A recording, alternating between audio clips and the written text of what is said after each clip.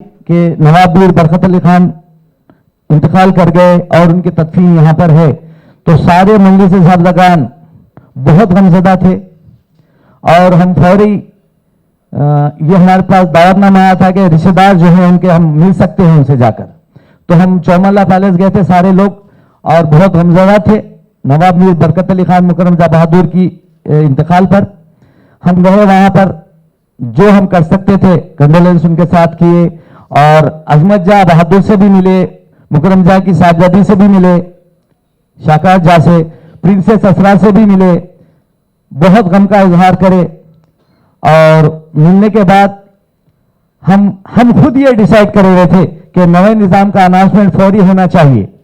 हम अपील भी करे थे, मेरी एक प्रेस कॉन्फ्रेंस भी है कि नए निज़ाम का फौरी तौर पे अनाउंसमेंट हो जाना चाहिए।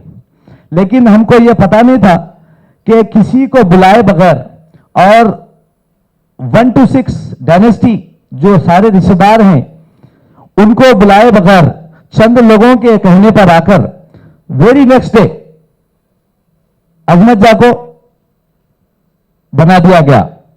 उसकी कोई ऑफिशियली हैसियत नहीं है उसकी, कि जैसा इनके वालिद की गतिनशीनी हुई थी, सारे हैदराबाद को बुलाया गया था, सारे रिश्तेदारों को बुलाया गया था, से उन्होंने बिल मुशाफा और बातचीत हुई थी। यहां पर था जो है हमारे नवाब मीर अजमत जा, वो इवन उनको उर्दू और हिंदी से मुकर्रम जा बहादुर 10 साल मिलकर अपने प्रॉब्लम सॉल्व करेंगे, वो हमको बिल्कुल टाइम नहीं दिए, टाइम देके भी नहीं मिले एक दफा, तो हम कई दफा जाके मिलने की कोशिश करें। तो है सो आप जिस तरह से क्वेश्चन कर रहे हैं कि अमेंडमेंट एक्ट जो अबॉलिश हो गया है, तो ये कस्टमरी सक्सेशन है, फैमिली की तरफ से होना है, ये हमारा आपसी मसला है। और रही बात हिज हाइनेस का जो भी है, केरला हाई कोर्ट एक जजमेंट भी दिया सो है, इसमें यह बोला है कि his highness will not affect the constitution of India. तो it is between the families, हमारे फैमिलीज के बीच में है। तो अब हमारा जो मुराजा था कि प्रिंस अजमत जा बहादुर से, I personally try to meet him, मैं गया भी उनके पास मिला। So we were just thought as pageants, जो वर्ड यूज करा गया कीड़े मकोड़े। तो साहब मैं भी एक साहबजादा हूँ, मेरा भी आइडेंटिटी कार्ड है, ये जो आइडेंटिटी कार्ड का तुर्रा जो है जिस वंशे के, उनकी जो वैल्यू है हमारी भी उतनी वैल्यू है। हम ये नहीं है कि हम भी उनके बराबर के ख़ानदानी लोग हैं, क्योंकि आसिफ जाही डायनेस्टी जब 8वें निज़ाम तक आके रुक गई है तो पहले निज़ाम से शुरू हुई, खान खालिद खान से। तो ये जो आप जो ये जितने भी जो टाइटल से पूरे अबॉलिश हो गए, गवर्नमेंट ऑफ इंडिया में कोई इसकी वैलिडिटी नहीं है। 1968 में नवाब मीर बरकत अली खान का सर्टिफिकेट भी कैंसिल हो गया। ये प्रोटेस्ट जो होते हुए आ रहा है, ये हम नहीं कर रहे हैं, 7th निज़ाम के लीगल नजफ अली खान बहादुर उन्होंने भी कर रहे सो है, रिसेंटली उन्होंने भी प्रेस रिलीज दिए सो है। सो ये जो भी कस्टमरी गद्दी सक्सेशन अंडर आर्टिकल 3 जिसमें प्रोविजंस है, जो गद्दी सक्सेशन होता, ये पूरे ख़ानदान को लेके साथ में उनका पूरों के साथ मिलके, यानी कि उनकी सबकी रजामंदी के थ्रू होता। डोनेशन लेटर ही अगर आप देख सकते हैं उसमें कितने की खामियां हैं। अब एक किंग, अब हम अभी इत्तला दे रहे हैं कि किंग है हमारे है, तो फर्स्ट किंग को अपने आप सामने आके मैं बादशाह वक्त हूँ आसिफ जाही खानदान का, पहले उन्होंने अपना मुलाहिजा सामने रखना, ना कि कोई 2 विटनेसेस के गवाहों के ऊपर वो जो कोरोनेशन भी है, अब उसमें कितने की स्पेलिंग मिस्टेक्स भी है। आप एक डायनेस्टी का सक्सेशन क्लेम कर रही, आप उसमें ना ईयर मेंशन है, जो हेड ऑफ द फैमिली घर के बड़े हैं, हम वो बोल रहे हैं, हम किंग नहीं बोल रहे हैं। अब यहाँ पे हफ्ते के बाद में और एक छोटा आर्टिकल दिया गया कि we will be heading only 2 trust, we will be not heading the all the trust. तो दिए नहीं आ रहा, तो हम वो उसको क्लियर करने के लिए कि हम यही बोलना चाह रहे हैं कि साहब हमारे खानदान का क्या होगा, 16 ट्रस्ट है। और ऐसो स्टार्टिंग जब इनिशियल एक अनाउंसमेंट हुआ ऑन द हेडलाइंस कि he will be the care taker of all the trust, बाद में सडनली एक वीक के बाद में एक आता है हेडलाइन कि भैया दक्कन क्रॉनिकल का है 25 जनवरी का, जिसमें यह बोला गया है कि he will be only heading 2 trust. अब आप बोलिए फिर बाकी के ट्रस्ट की जिम्मेदारी कौन लेंगे?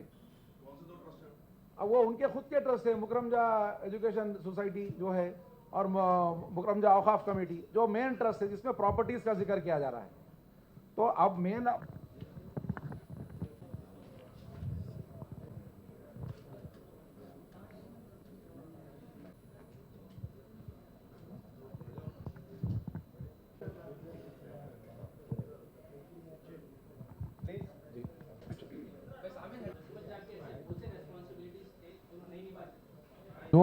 जो हमारे नए निज़ाम जो हम जिसको प्रोक्लेम कर रहे हैं अभी, वो हैदराबादी है, तो वही कल्चर को प्रमोट करेंगे आसिफ जाही की जो हैदराबाद में रहते हैं।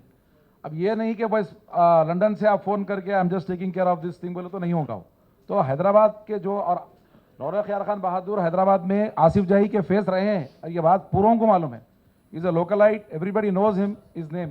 अब मेरे को मालूम है एतराज़ आएंगा कि भाई नवासे है, पोतरे है, ये सब बात की बात है। शुरू से जो होते हुए आ रहा है कि आसिफ जाह को कौन रिप्रेजेंट कर रहे हैं हैदराबाद में। एक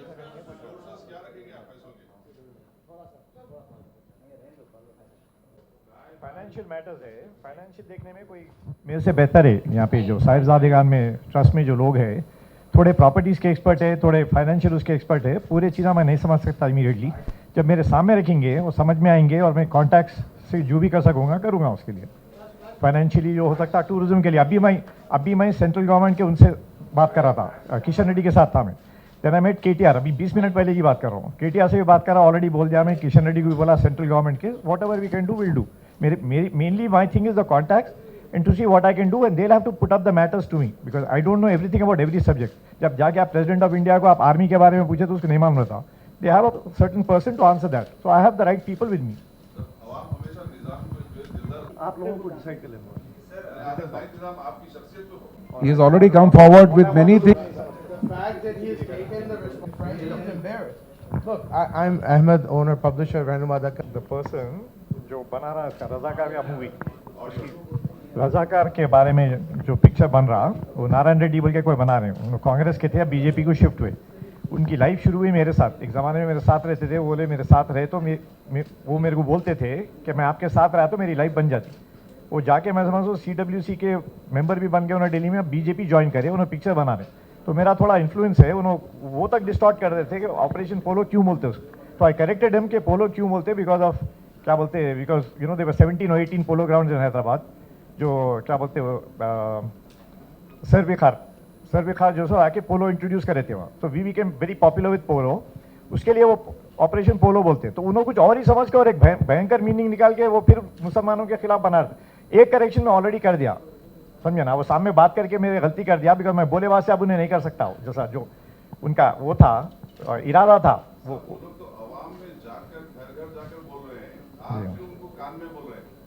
मैं कान में नहीं बोल रहा हूँ, फिल्म में जो सो चेंजेस लाओ बोल रहा हूँ।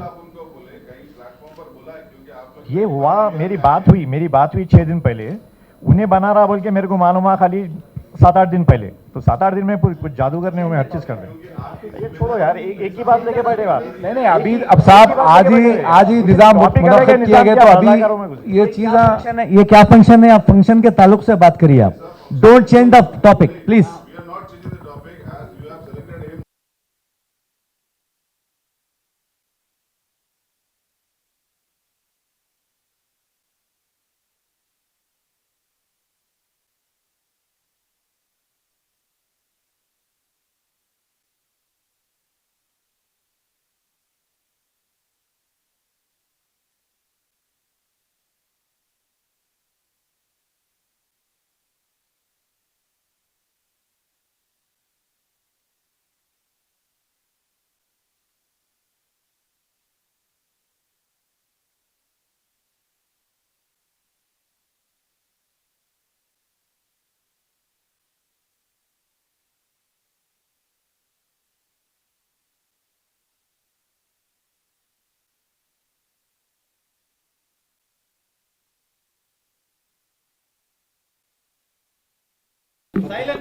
ఈ ప్రెస్ కాన్ఫరెన్స్ చేసే ఉద్దేశం ఏంటంటే, మేము కొత్తగా మా ఆసిఫ్ జాహీ డైనస్టీ హెడ్గా నవాబ్ రౌనక్ ఖార్ ఖాన్ని అపాయింట్ చేసుకున్నాం. అంటే అంతా వారసులు కలిసి ఒక 4500 members Asif Jahi dynasty 1 to 6 నిజామ్స్లో ఎవరు ఉన్నారు. మాకు ఒక సొసైటీ ఉంది, ఆ రిజిస్టర్డ్ సొసైటీ ప్రకారం ఈ సొసైటీ 1932 నుంచే ఉంది. నిజాం ఉండే 7th నిజాం అంటర్ గార్డెన్లోనే అయింది సొసైటీ. కానీ మేము ఇప్పుడు ఏంటంటే మా పరిస్థితులు చాలా బాగా లేకుంటే ఎవరు మమ్మల్ని పట్టిస్తలేరు. అంతగా మేము సొసైటీ మళ్ళీ ఈ 2020 రిజిస్టర్ చేసుకున్నాం. అందరం 4500 మెంబర్స్ ఉన్నారు, వాళ్ళకి రిప్రజెంట్ చేస్తున్నాం అట్లా. అయితే మా ఉద్దేశం ఏంటంటే మా ఫ్యామిలీని బాగా పడాలి, మా ప్రెసిడెంట్ కింగ్ ఎవరిని మేము డైనస్టీ హెడ్ ఎవరు మేము చేస్తున్నాం, ఆయన మమ్మల్ని చూసుకోవాలి, గవర్నమెంట్లో రిప్రజెంట్ చేయాలి, ఏదైనా పెద్ద విషయం మా హెరిటేజ్ని పెరగాలి అని అట్లా మా ఉద్దేశం. ఒక గంగా జమున తహజీబ్ని మేము పెద్దగా ముందుకు తీసుకురావాలని మా ఉద్దేశం. ఎవరిని ఎన్నుకుంటున్నారు సార్ మరి మీ అందరు కలిసి అంటే సార్ ఎవరిని ఎన్నుకోబోతున్నారు మరి నవాబ్ రౌనక్ ఖియార్ ఖాన్ బహదూర్ హాస్ బిన్ ఆయన ఎలక్ట్ అయిపోయారు. మేము ఆయనని ఎలక్ట్ చేసుకున్నాం. మా డైనాసిటీలో 1 to 6 డైనాసిటీలో 4,500 మెంబర్స్ని మేము రిప్రజెంట్ చేస్తున్నాం. దానిపైన రౌనక్ ఖియార్ ఖాన్ బహదూర్ని యునానిమస్గా మేము సెలెక్ట్ చేసుకున్నాం. ఓకే, వేరే గ్రూప్ వాళ్ళు మరి సార్ అందరికీ ఇప్పుడు మేము ఇది ఒక డెమోక్రాటిక్ కంట్రీ. ఈ అన్ని టైటిల్స్ అన్నీ వెళ్ళిపోయినాయి గవర్నమెంట్లో. Constitution of there is no king also no weekend. ఇది కస్టమరీ సక్సెషన్ అంటే మా ఫ్యామిలీ సక్సెషన్ మేము డిసైడ్ చేయొచ్చు. మా దగ్గర మెజారిటీ అయ్యి మేము మా వాళ్ళని మేము ఎంచుకున్నాం. There is no more. అప్పుడు మొనార్కీ ఉండే, ఇప్పుడు మొనార్కీ లేదు. ఇప్పుడు democratic free, we are under the Indian constitution. So 362 has already been repealed. And yes, family में हमारे कने we have a family democracy మా దగ్గర ఉంది. అయితే దానిపైన మేము ఇట్లా ఎన్నిక చేసుకున్నాం. మీరు మీది చెల్లదని వేరే వాళ్ళు ముందుకు వెళ్తే మీరు నెక్స్ట్ ఎలా ముందుకు వెళ్తారు సార్? ఇప్పుడు లీగల్గా మాకు చెల్లదని చెప్పడానికి ఎవరు ఏదైనా ఉంటే లీగల్ ఫార్మాలిటీస్గా రావాలి. ఇప్పుడు మేము మా దగ్గర ఒక రిజిస్టర్ సొసైటీతోనే మా మెంబర్స్ ఉన్నారు. ఆ బైలాస్ ప్రకారం మాకు ఏముంది, అధికారం ఉంది. దానిపైన మేము ఏం రాసుకున్నాం అంతే, ఫ్యామిలీ ఇట్లా రిప్రజెంట్ చేస్తున్నాం. అట్లా మేము ముందరికి వెళ్తున్నాం. సార్ మేము ఎందుకు తీసుకోవాలి? వాళ్ళు ఏమైనా చేసుకోవాలంటే వాళ్ళు చేసుకొని మేము ఇది మా family, with in the family మేము సక్సెషన్గా మేము క్లెయిమ్ చేపిస్తున్నాం. ఇట్లాంటి ఐడి కార్డ్స్ మా దగ్గర ఉన్నాయి, ఇగోండి. మేము కూడా ఒక రోల్ నెంబర్ లాగా మేము కూడా ఉన్నాం, ఫ్యామిలీ వాళ్ళం. మాకు ఒక సొసైటీ ఉంది. అదే అంటున్నాను మీకు, మాకు ఎవరితోని ఏమది కొట్లాట గొడవలు ఏమి లేవు. మా సొసైటీలో సొసైటీ ఉంది. సొసైటీలో మేము ఎలక్ట్ చేసి రౌనక్ ఖియార్ ఖాన్ బహదూర్ని ముందలు పెట్టినాం. ట్రస్ట్కి ఎంత మేరకు వస్తూ ఉండొచ్చు మరి దాన్ని ఏం సార్? ట్రస్ట్కి ఎంత మేరకు ఆస్తులు ఉన్నాయి సార్? కోట్లైన ఆస్తులు ఉన్నాయి, కన్నా కబ్జాలు అయినాయి, ఏం లేవు. ఏదైనా మిగిలిన ఉంటే మేము గవర్నమెంట్ నుంచి మేము రిక్వెస్ట్ చేపిస్తాం. ఏదైనా కావాలంటే మా హెడ్ ఆఫ్ ది ఫ్యామిలీతోని మేము చెప్పిస్తాం. అట్లాంటే ఉంది. కానీ ట్రస్ట్లో కూడా ఏంటంటే చాలా డబ్బులు కింద మీద అయినాయి. ఆ శాలరీస్ కూడా అందరికీ వస్తలేవు. దాన్ని కూడా మేము అప్లికేషన్స్ ఆల్రెడీ ఇచ్చేసినాం. But I'm also very nervous because I have to live up to their, what they expect from me. So it's a very big responsibility, and I'm proud, but I'm also nervous, and I don't know all the subjects, but all of them seem to know intricately about each problem they have. So if they come and teach me about the problem, maybe I can solve it with my connection and I can take it further. I'm not an expert in law, for example. He knows the law. Somebody knows about culture. They know it better than me. So they'll talk about it. So whatever I can do to promote the culture, I'll promote that. And I've already been doing it, but I've been doing it for both communities. I've been doing it, like I host the Holi, you must have come for that. So I've been doing it, but I've been doing Holi to have, a brotherhood between different communities. And last time you were there when I brought the villagers, musicians, because, their art was dying. There were about 40 instruments which nobody had ever heard. And nobody was listening, so that art was dying out. And those boys were becoming auto drivers or something like that. So I wanted those villagers to come here. Next step, they'll have to tell me what to do. One of the first steps is, the financial. What is the biggest problem right now? Maybe a financial one. So we'll start moving on that. And secondly, it will be to salvage the properties. We have to see how we can stop the sale of properties because they belong to the whole family. See, in Muslim law, all brothers are equal. Everybody gets an equal share. But in the royal family, the eldest brother gets it all. So the dynasty is not divided. Ek second, bhai. It should not get divided because in olden days there used to be attacks from enemy countries or enemy kings. So they had to have a strong king. So the kingdom was not divided into brothers because it get fragmented. Then you cannot defend against opponents. So they used to give it to one person, but that one person doesn't mean it belongs to him personally. It's given in some kind of trust to look after the whole family. So that one person can't, suddenly divert it to his son and then divert it outside the country and just take it away. So that is what the Sahebzadagan are protesting because they're feeling, internal heritage and all the finances are going out. They belong not entirely to the whole family, maybe a larger section may belong to the last Nizam's whatever, because he's a successor of that particular thing. But other things also, they have a share in it, and there is some agreement there before, which is legal, which I don't know too much about, but apparently there was a promise, and there's now reneging on that promise because, they're falling back on it. They're not helping the rest of the family. They're not even talking to the family. In fact, I was backing them when they came to me 2 years ago. They wanted to replace Mr. Mukarramja itself.